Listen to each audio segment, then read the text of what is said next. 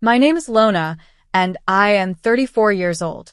If someone had told me 10 years ago that my life would turn out this way, I would have laughed in their face. I used to believe in fairy tales, the kind of love that sweeps you off your feet, the kind of family that holds you when you fall. But what I got was nothing close to that. My story is not about a fairy tale. It's about reality, about betrayal, and about how a woman learns to stand up again after being pushed to the ground more times than she can count. I live in Denver, Colorado, a city known for its cold winters, but the coldest storms I have faced have been inside my own family. I still remember the first time I met Morgan, the man I thought would be the love of my life. I was 22, working part-time at a bookstore near my college, trying to make ends meet. He came in one afternoon, tall and handsome, with an easy smile that made me forget how to breathe. He asked me about a book for his class, and we ended up talking for an hour. I didn't know then that our paths would cross again and again until we couldn't imagine life without each other. Morgan was charming, thoughtful, and made me feel like I was the only person who mattered. Against all odds, against the whispers of his family, who thought I wasn't good enough, we fell in love. We got married 2 years later, full of dreams and promises. For a while, it felt like we had created our own little world. But dreams have a way of shattering when reality knocks at the door. Morgan's father passed away only a few years into our marriage, and that loss changed everything. His mother, Isadora, who had always been controlling, tightened her grip on him. His sister Julia, who never hid her dislike for me, became her mother's ally. They whispered in his ear, questioned every decision I made, and reminded him constantly that I was just a housewife. Still, in those early years, I held on to Morgan, believing that our love would be enough to shield us. I poured myself into raising our daughter, Cora, who became the center of my world.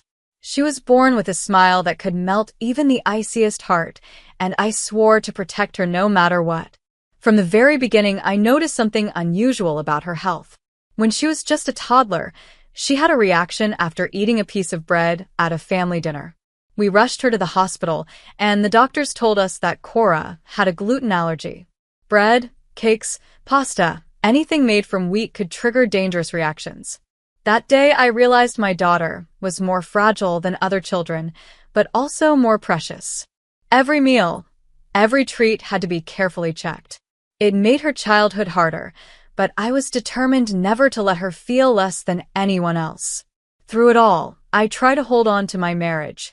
I believed that love, patience, and sacrifice would keep us together. I believed that Morgan would see the truth, that I was his partner, not his enemy. I believed in him more than I believed in myself. But beliefs can be a dangerous thing, because when they break, they leave scars deeper than wounds. This is not just the story of how my marriage ended. This is the story of how I discovered who I really was. It is the story of my fight for Cora, for justice, and for the life we deserved. And it all began the day Morgan chose his mother's voice over mine. When Morgan and I first married, life felt simple. We lived in a small apartment in Denver, nothing glamorous, but it was ours. We decorated it together, argued over the placement of furniture, laughed when our first attempt at cooking dinner ended in smoke filling the kitchen. I thought those little memories would be the foundation of a lifetime of happiness. For a while, they were. We welcomed Cora into our lives, and I stayed home to care for her. Every morning I would watch Morgan leave for work with a smile, and every evening I would wait at the door, Cora in my arms, excited to tell him about her day. I believed in our little family. But when his father died, a shift began that I could no longer ignore. Isadora, his mother, had always been critical of me. She never approved of our marriage, telling Morgan that he could have done better. She thought I was too quiet, too plain, too ordinary for her son. After her husband's passing, she clung to Morgan as though he were her only anchor. She started calling him constantly, asking for help with the smallest errands, making him feel guilty if he didn't answer. Julia, his younger sister, only made it worse. Julia had a sharp tongue and a jealous streak, and she never missed a chance to remind me that I wasn't really part of their family. At first, Morgan tried to balance it all. He would spend time with his mother, then come home and reassure me. But over time, the balance tipped. He stopped defending me when Isadora criticized the way I raised Cora. He ignored it when Julia mocked me for not having a career. "You're just sensitive, Lona," he would say. "They don't mean it. But words can wound, and their words cut deeper every day." I kept myself busy with Cora. She was growing quickly, curious about everything. Her gluten allergy meant I had to become creative with meals. While other kids enjoyed pizza and sandwiches, I learned to make gluten-free versions so she wouldn't feel left out. There were moments when she came home from school in tears because someone had teased her about her food. I held her close, whispering that she was perfect just the way she was. If nothing else, I wanted her to know she was loved beyond measure. Despite the constant strain, I still clung to Morgan. We had chosen each other once, and I thought we could find our way back. But I started noticing the cracks. He stayed longer at his mother's house than at ours. He came home late, tired, and irritable. He stopped asking about my day, stopped noticing when I tried to make things special. When I told him how lonely I felt, he brushed it off. "You have Cora," he said once, without even looking at me. "Isn't that enough?" It wasn't just about loneliness. It was about respect, about partnership. Slowly, I realized that the man who once promised me forever was slipping away, pulled further and further into the orbit of Isadora and Julia. They didn't just want a piece of him, they wanted all of him, and I was left fighting for scraps. One evening, I overheard Isadora on the phone with him. Her voice was sharp, accusing. "She's holding you back, Morgan. She'll never be good enough. You're wasting your life on her." I waited for him to defend me, to tell her she was wrong. But the silence stretched, and then I heard him say softly, "Maybe you're right, Mom." My heart sank.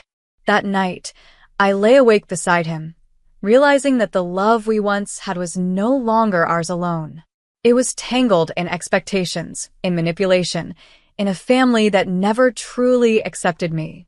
I didn't know it then, but the seeds of our ending had already been planted. And no matter how hard I tried to hold on, the storm that was coming would tear everything apart. By the time Cora turned 10, I could feel the distance between Morgan and me had grown into a canyon that could never be crossed. What hurt the most was that I had seen it coming but could do nothing to stop it. Every attempt I made to bridge the gap only pushed him further away. I planned dinners, tried to talk to him about our future, and asked him to spend time with us as a family, but his mind was always elsewhere. Usually with his mother, or following Julia's endless requests. The breaking point came on a cold December evening. The snow was falling outside, and I was preparing a gluten-free dinner for Cora. She was at the kitchen table, drawing pictures of snowmen, her laughter filling the room. Morgan walked in with a look on his face that I had learned to fear, the look that meant he had been listening to Isadora. He didn't sit down. He didn't even take off his coat. He just looked at me, and with a voice that sounded rehearsed, he said, "Lona, this isn't working anymore. I want a divorce." The words hit me harder than a physical blow. I felt the ground slip from beneath my feet. "What?" I whispered, my voice trembling. Cora looked up from her drawing, her big eyes darting between us. Morgan avoided her gaze. "I can't do this," he continued. "You're not the person I need anymore. Mom was right. Julia was right. You've held me back for too long. You've made no effort to be part of my family. You don't even work. I need someone stronger, someone who—" "Stronger?" I cut him off, my voice rising despite the lump in my throat. "I've sacrificed everything for this family. I gave up my career to raise our daughter. I've cared for her through every allergic reaction, every tear, every moment you weren't here because you were too busy running after your mother and sister's demands. And you call me weak." He turned away, his jaw clenched. "I've made up my mind." Cora dropped her pencil, her voice small and scared. "Daddy, what's happening?" I knelt beside her, holding her close, fighting back tears. "It's okay, sweetheart. It's not your fault. I wanted to shield her from the storm that was ripping through our lives, but how could I when I was barely standing myself?" The divorce process was quick, almost cruelly so. Morgan didn't fight for custody of Cora, which both relieved and broke me. He simply signed the papers, leaving us behind like we were nothing more than obligations he was tired of carrying. His mother Isadora and Julia celebrated quietly in the background, smug in their victory. They had wanted me gone, and they had finally won. When the paperwork was finalized, I found myself standing outside the courthouse with Cora's hand in mine, the cold air biting at my skin. I had nowhere to go. With no job, no income, and no home of my own, renting an apartment was impossible. The only option I had left was to return to my parents' house, a place I had sworn I would never live in again. The thought of going back there filled me with dread. My mother, Jessica, had never been kind to me. My younger sister, Melissa, had always been the golden child, the one showered with love and praise while I was overlooked and criticized. My father, Corbin, was the only one who ever showed me kindness, but even he was too afraid to stand up to Jessica's sharp tongue. Still, I had no choice. For Cora's sake, I would swallow my pride and ask for shelter under the same roof that had once made me feel so unwanted. That night, as I packed the last of Cora's clothes into a small suitcase, she looked at me with wide, worried eyes. "Mom, where will we go now?" I forced a smile, though my chest ached. "We'll go to Grandma and Grandpa's house. Just for a little while, until I can figure things out. I promise I'll take care of you no matter what."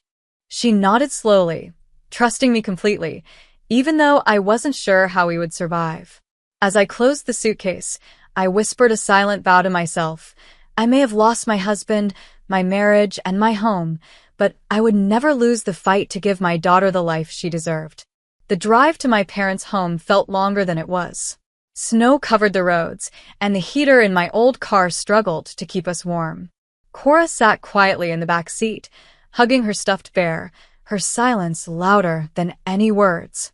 I kept glancing at her in the rearview mirror, wondering if she understood how much our lives had just changed.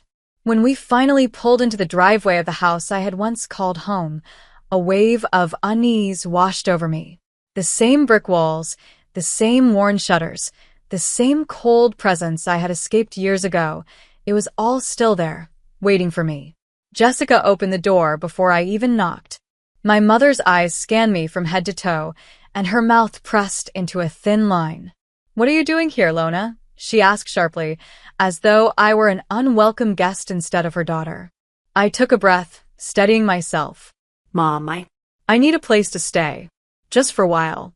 Morgan and it's over. Cora and I have nowhere else to go." Jessica's eyes flicked to Cora, then back to me. She crossed her arms, her voice laced with disapproval. "I told you that marriage wouldn't last. You should have listened. And now you want to bring your problems here? We don't have room for you." Behind her, I saw my father, Corbin, standing silently in the hallway. His eyes softened when he looked at me, but he didn't speak, not yet. Then Melissa appeared at the top of the stairs, her golden hair perfectly styled, her lips curled in a mocking smile. "Wow. Big sister's back," she said, her tone dripping with sarcasm. "What happened, Lona? Couldn't keep your man?" Cora flinched at her aunt's words, clutching my coat tightly. I pulled her close, my heart pounding. "Please," I whispered. "Just for a little while." Corbin stepped forward finally, his voice low but firm. "Jessica, they can stay. She's our daughter. Cora is our granddaughter. This is their home too." Jessica shot him a glare, but she didn't argue further. Instead, she sighed dramatically and stepped aside. "Fine. But don't expect special treatment. You'll be responsible for yourselves." Melissa smirked as I carried the suitcase inside. "This should be fun," she muttered under her breath. The guest room was small and cold, barely big enough for the two of us, but I made it work. That night, as I tucked Cora into bed, she whispered, "Mom, why doesn't Grandma like us?" Her voice was so small, so fragile, it made my chest tighten. I stroked her hair gently. "It's not about us, sweetheart. Sometimes people can't see what's right in front of them. But you and we're strong. We'll get through this together." Over the next few days, the house became a battlefield of unspoken words and cutting remarks. Jessica criticized everything I did, from the way I folded laundry to how I cooked dinner. Melissa paraded around with her new clothes, her social outings, her glamorous stories, making sure to remind me of how successful she was compared to me. They made me feel small, invisible, like I had been all my life. Corbin tried to ease the tension, but he rarely spoke up in front of Jessica. He would catch my eye sometimes, his gaze filled with silent apology. I wished he would say more, but even his quiet presence was a comfort I clung to. Each night, when I lay awake in that cold room with Cora's small hand resting in mine, I told myself this was only temporary. I had hit rock bottom, but I wouldn't stay there. I refused to let my daughter grow up feeling unwanted, the way I had. Somewhere inside me, a spark of determination was growing. I didn't know it then, but this would be the place where my new journey would begin, not with kindness, but with rejection, and with the resolve to prove them all wrong. The days in my parents' house stretched long and heavy, filled with tension that never seemed to lift. Jessica and Melissa always found ways to remind me I was a failure. If I cooked, it wasn't seasoned enough. If I cleaned, it wasn't thorough enough. And when I sat quietly, they accused me of being lazy. But through all their barbs, I held on to one thing, Cora. Every time I looked at her, I knew I had to find a way to give her more than this. One afternoon, as I was cleaning the small kitchen space we were allowed to use, I noticed Cora watching me intently. "Mom," she said softly, "remember those cookies you made for my birthday last year? The ones that didn't make me sick? Can you make them again?" Her request stirred something in me. Baking had always been a quiet passion of mine. During my marriage, I used it as a way to cheer Cora up, to make holidays special, and to fill the silence in the house when Morgan stayed out late. Now, standing in that cold kitchen, I realized it could be more than just a hobby. I made those cookies that evening gluten-free, soft, and sweet. When they came out of the oven, the smell filled the house. Even Melissa peeked in, curiosity lighting her face. "What's that?" she asked, her voice dripping with disdain. "Cookies," I replied simply, handing one to Cora, who bit into it with a delighted smile. Word spread quickly, faster than I expected. Mark and Jennifer, our neighbors, stopped by one evening to check in on us. When they saw the cookies cooling on the counter, they asked if they could try some. To my surprise, they asked if I could bake a batch for their daughter's school event. That was the beginning. One order turned into 2, then 3. Soon, I was baking late into the night, my hands tired but my heart full. For the first time since my divorce, I felt like I was building something of my own. Amanda, my college friend, reconnected with me through social media around this time. When she heard what I was doing, she encouraged me to set up a small page online for orders. "You're good at this, Lona," she told me. "Don't hide it. Share it." So I did. At first, it was small neighbors, friends of friends, a few people from Amanda's circle. But as weeks passed, more messages poured in. Parents wanted gluten-free birthday cakes. Cafes asked if I could provide pastries. My phone buzzed constantly, and I found myself smiling more than I had in years. Of course, Jessica and Melissa never praised me. Jessica rolled her eyes, saying, "Baking won't pay the bills." Melissa sneered, "So you're just the cookie lady now?" But I ignored them. For once, their words couldn't reach me. Every dollar I earned, every order I delivered, was proof that I could stand on my own 2 feet. Cora became my little helper, carefully packing boxes, adding ribbons, and reminding me of every detail. She was proud, and that pride mattered more than anything. Together, we saved every extra dollar, keeping it aside for her future. Night after night, when she fell asleep, I counted the money, tucking it away in a safe spot. Slowly but surely, the amount grew. Months passed, and one evening as I sat at the table with my ledger, I realized we had reached a milestone. I had saved $10,000. My heart raced as I looked at the number. It wasn't a fortune, but to me, it was everything. It was security for Cora, proof that I could provide for her no matter what. I wanted to share the news with someone who would understand, so I called Amanda. Her voice lit up with excitement. "Lona, that's incredible. You've built this from nothing. You should be proud." And I was proud and determined. But as I tucked the ledger away, I caught sight of Melissa's sharp eyes watching me from the hallway. Her smirk sent a chill down my spine. I didn't know then just how dangerous her envy would become, but I felt the warning deep in my bones. The discovery came sooner than I expected. One evening, as I was finishing up an order of cupcakes, I stepped into the kitchen to find Melissa standing near the drawer where I kept my ledger. She flipped through the pages carelessly, her eyes widening as she saw the total. When she looked up at me, her expression was a mix of shock and greed. "So this is what you've been doing?" she said, her voice sharp. "You've been hiding money from us?" I snatched the ledger from her hands, pressing it against my chest. "It's not your business, Melissa. This is for Cora's future." Her lips curled into a sneer. $10,000? And you're just keeping it to yourself? Do you know how many parties I could throw with that? I have plans, Lona. Real plans. My friends are expecting me to host something big next month, and this money would be perfect. I stared at her in disbelief. You can't be serious. I worked for every penny of this. I stayed up nights, I delivered orders in the snow, I sacrificed time with Cora to build this. It's not for you. It's not for anyone else. It's for my daughter.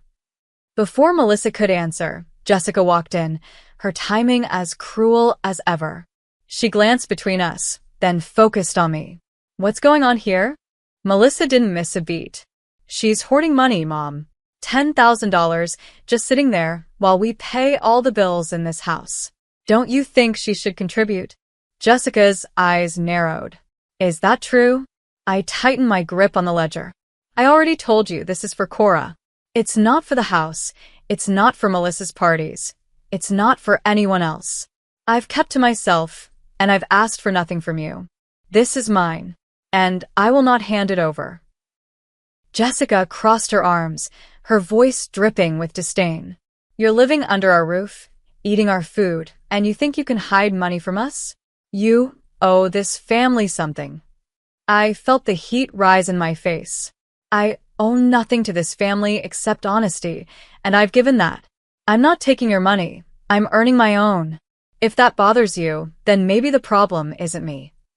Melissa's eyes gleamed with anger. You'll regret this, she hissed. You think you're better than me? You think your little cookie business makes you important?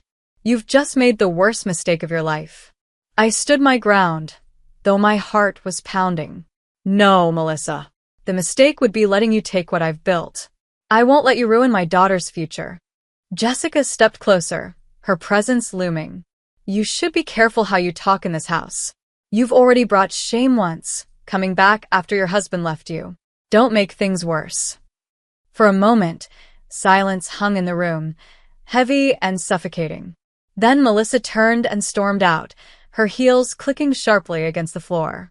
Jessica gave me one last glare before following her. Cora peeked from the doorway, her eyes wide with worry. Mom, are we in trouble? She whispered. I knelt down and pulled her into my arms. No, sweetheart. We're not in trouble. They're just angry because they can't control us. But I promise you, no matter what they say or do, I'll protect you. Even as I said the words, I felt the chill of Melissa's warning settle in my chest. She wasn't finished with me. And deep down, I knew the storm was only beginning. It happened on one of the coldest nights of winter, the kind of night when the wind cut through every layer of clothing and the snow piled against the windows. I had just finished a large order of cakes for a cafe downtown and needed to deliver them personally. Cora wanted to come with me, but I kissed her forehead and told her to stay inside where it was warm. I'll be back soon, I promised. Be good for Grandma and Aunt Melissa. I had no idea those would be the words I would regret saying. When I left, Jessica and Melissa were in the living room. Jessica barely acknowledged me as I grabbed my coat, and Melissa smirked as if she already had a secret. I pushed the uneasy feeling aside, reminding myself that Cora would be fine for a couple of hours. She was safe, I told myself. Safe enough. But safety was the last thing on their minds. Later, I would piece together what happened from Cora's trembling words and the neighbors' accounts. After I left, Melissa wandered into the kitchen where Cora was coloring at the table. She held a slice of bread in her hand, waving it casually. Hungry? She asked, her voice deceptively sweet. Cora shook her head. I can't eat that. Mom said it makes me sick. Jessica's voice came from the doorway. Oh, stop being dramatic. One little bite won't hurt you. Don't be ungrateful. Melissa leaned closer, her smile cruel. Your mom thinks she's so smart, saving all that money for you. Let's see how strong you really are. Before Cora could move, Melissa shoved the bread toward her mouth. Terrified and pressured by both of them, Cora bit into it, tears already forming in her eyes. The reaction came fast. Within minutes, red blotches spread across her cheeks, and her lips began to swell. She cried out in pain, scratching at her skin, begging for help. But instead of calling 911, Jessica snapped. Quiet down. You're making too much fuss. And when Cora sobbed louder, Jessica struck her across the face with the back of her hand. The sound of the slap echoed through the house. Then, as though punishing her wasn't enough, they dragged her to the front door. Jessica flung it open, letting the freezing wind rush in. If you're going to cry, do it outside, she hissed. And with that, they pushed my 10-year-old daughter out into the snow. Cora sat on the front steps, the cold seeping into her skin, her body trembling not just from the weather, but from the pain of the allergic reaction. Her small hands clutched her stuffed bear as tears froze against her cheeks. Every sob carried into the night air until finally, someone heard. Mark and Jennifer, our neighbors, had just returned from dinner when they spotted her. Jennifer rushed over first, gasping at the sight of Cora's swollen face and shaking body. Oh my God, Mark, call Lona. Now. Mark pulled out his phone without hesitation, his voice urgent as he told me what they had found. When my phone rang, I was just finishing the delivery. The panic in Mark's voice sent my heart racing. Lona, you need to get home. It's Cora. She's outside. She's freezing, and she's not okay. I didn't even wait for details. I dropped everything, my hands trembling as I gripped the steering wheel. The drive back felt like forever, every red light a cruel delay. My mind raced with terror, images of my daughter suffering filling my head. When I pulled into the driveway, the sight before me shattered something deep inside me. Cora was bundled in Jennifer's arms, her face red and swollen, her sobs breaking my heart. Mark stood beside them, his expression hard as stone, glaring at my mother's front door. I rushed out of the car, falling to my knees beside Cora. Baby, I'm here, I whispered, my hands cupping her cold face.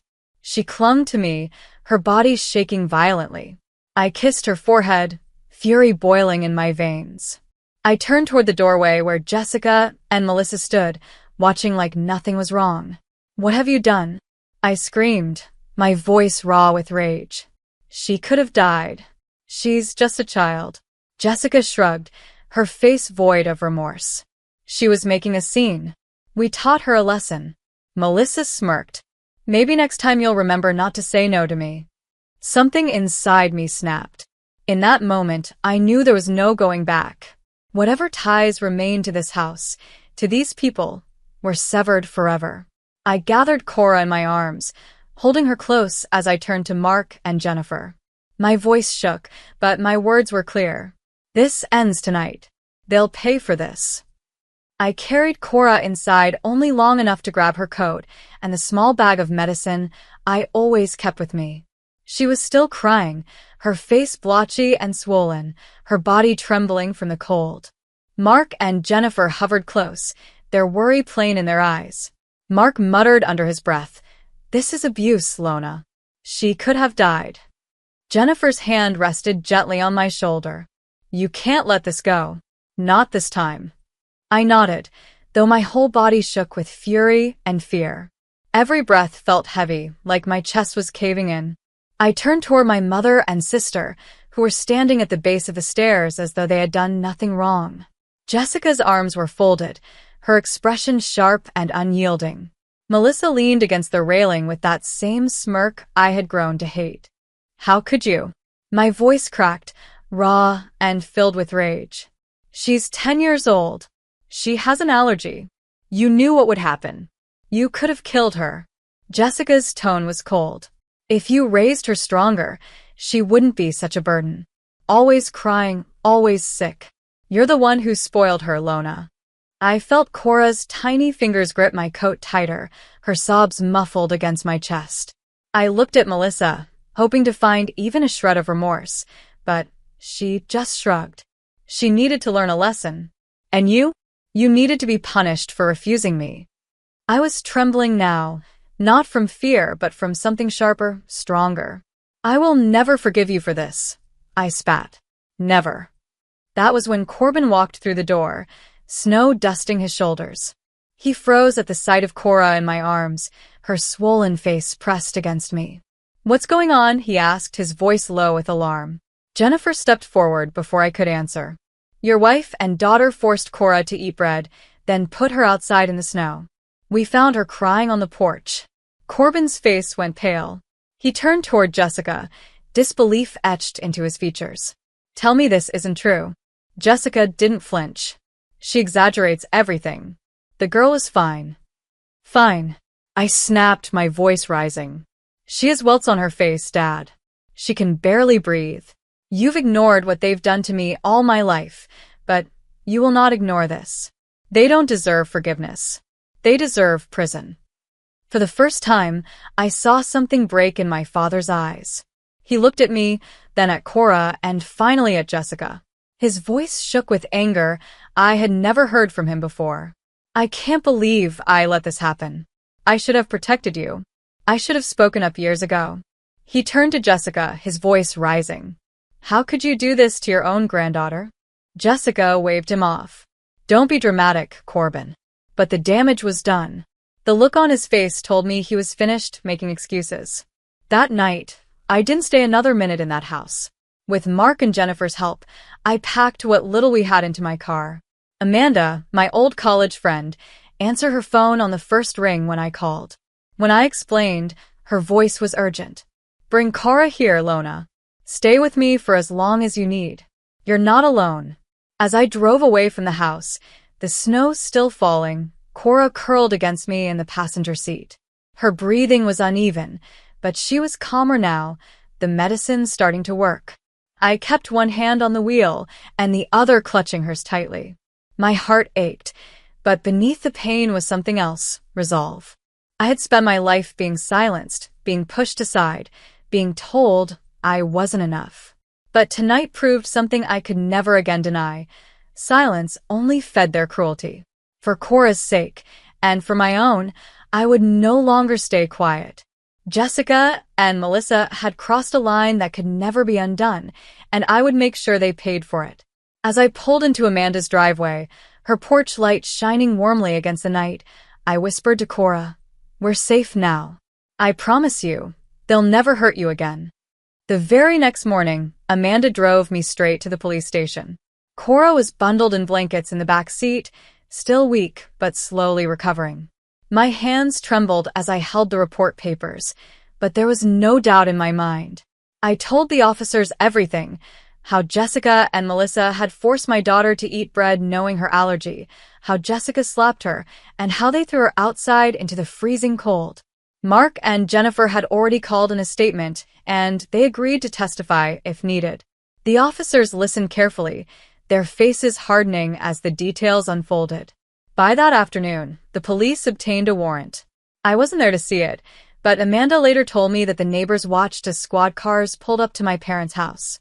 Jessica tried to argue, claiming it was all a misunderstanding, but the officers didn't hesitate. Both she and Melissa were taken out in handcuffs, their protests drowned by the flashing lights of justice finally catching up to them. When the case went to court, I sat beside my lawyer, my heart pounding as I faced the people who had tormented me for so long. Jessica sat stiffly in her chair, her expression one of pure contempt. Melissa tried to look indifferent, but her eyes darted nervously when the prosecutor laid out the evidence. The photographs of Cora's swollen face and the medical report documenting her allergic reaction were shown to the jury. Mark and Jennifer took the stand, describing in detail how they found Cora outside crying in the snow. Their words carried weight, their outrage matching my own. Even my father, Corbin, testified. For the first time in my life, he stood up against Jessica. His voice shook, but his words were clear. I failed my daughter once. I will not fail my granddaughter now.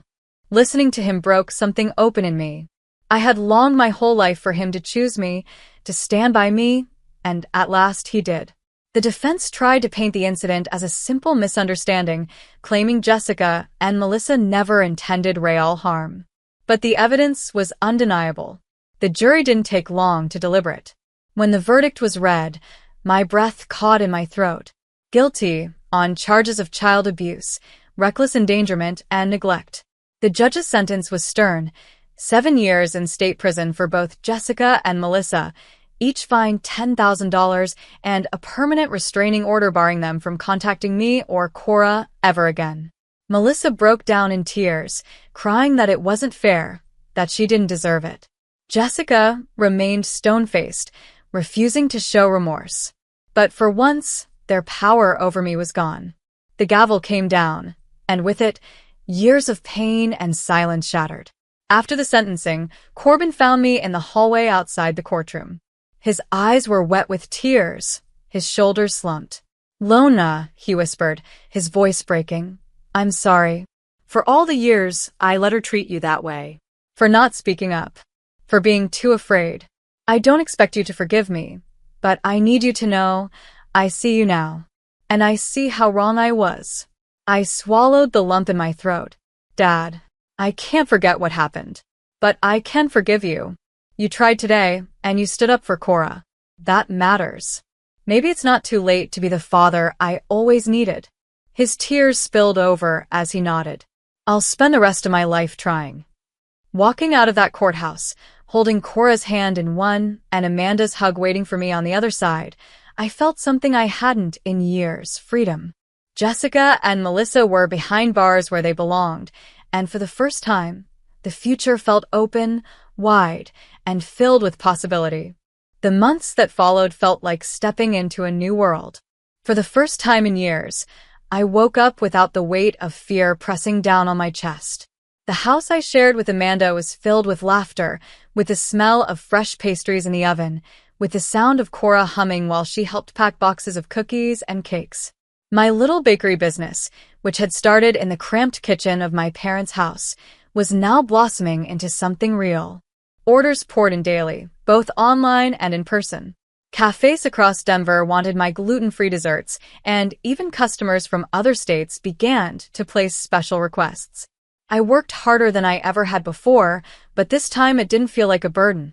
Every hour I spent mixing batter, decorating cakes, or answering messages brought me closer to the life I had dreamed of. And with every delivery, every smiling customer, I proved, to myself more than anyone, that I was not weak, not a failure, and never worthless. Cora thrived beside me. She became my little partner, her small hands carefully tying ribbons on boxes and writing thank you notes for our customers. The sparkle in her eyes returned, the joy in her laughter growing stronger each day. She would often say, "Mom, we're a team, right?" And I'd pull her into a hug, whispering, "Always." With the earnings from the bakery, I opened a savings account in Cora's name. Watching the balance grow was more than just numbers. It was security, hope, and proof that her future would not be dictated by anyone else's cruelty. By the end of the first year, I had enough for a down payment on a house. It wasn't a mansion, but when I first walked through the front door of the small 2-story home in Denver, my breath caught in my throat. Sunlight streamed through the windows, the wooden floors gleamed, and there was a cozy little backyard where Cora could play. I knew instantly it was ours. Signing those papers felt like reclaiming a piece of myself that had been stolen long ago. On moving day, Corbin stood beside me, carrying boxes with a quiet determination. He had changed since the trial, softer, humbler, and more present. He filed for divorce from Jessica soon after the sentencing, finally breaking free from the grip she had held on him for decades. "I should have done this years ago," he admitted as we set down furniture in the new living room. "But I'm here now, Lona. If you'll let me, I want to spend whatever time I've left making it right." I nodded, my heart heavy but hopeful. "Then stay, Dad." Stay with us. And he did. From that day on, Corbin lived with Cora and me, becoming the grandfather she deserved and the father I had longed for. Watching him teach Cora how to play chess at the kitchen table, or laughing with her in the yard, filled me with a warmth I hadn't known in years. One evening, as we sat together in our new home, I looked around at the glow of the lamps, the photos of Cora and me framed on the wall, the sweet smell of cookies cooling on the counter. I realized that despite everything Jessica and Melissa had done, they hadn't won. They had tried to break me, but instead, they had pushed me into building something stronger than they could ever imagine. Cora curled up beside me on the couch, her head resting on my shoulder. "Mom," she whispered, her voice filled with the innocence only a child could hold. "Are we safe now?" I kissed her hair, holding her close. "Yes, sweetheart, we're safe. And no one will ever take that from us again." The storm that had nearly destroyed us was behind us, and ahead stretched a horizon I had built with my own hands. We had our freedom, our family, and our future. For the first time in a very long time, I allowed myself to believe in happiness again. Thank you for watching this story until the end. If you enjoyed it, please make sure to like this video, leave a comment to share your thoughts, and subscribe to the channel for more powerful stories. Your support means everything and helps us bring you more inspiring content every week.